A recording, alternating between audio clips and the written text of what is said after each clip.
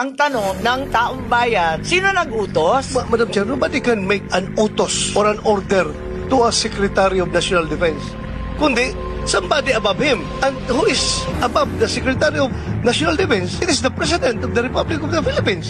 It should be somebody from above. So, maliwanag pa sa sikat ng araw na Presidente. Sabi nga ni Torre, well planned na yun. Hindi yun spur of the moment. Paano na talaga ilipat? Ang palagay ko, dadami po ang sampina na hihilingin natin sa ating Senate President.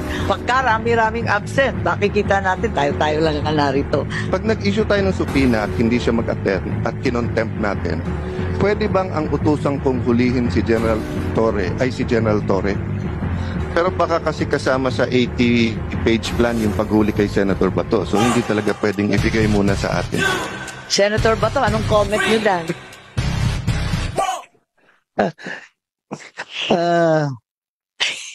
I'm waiting. Kung sino mang may-ari nitong Gulfstream na ito, na aeroplano, ay kung may mga ari-arian dito sa Amerika, covered siya sa executive order na pinirmahan ni President Trump.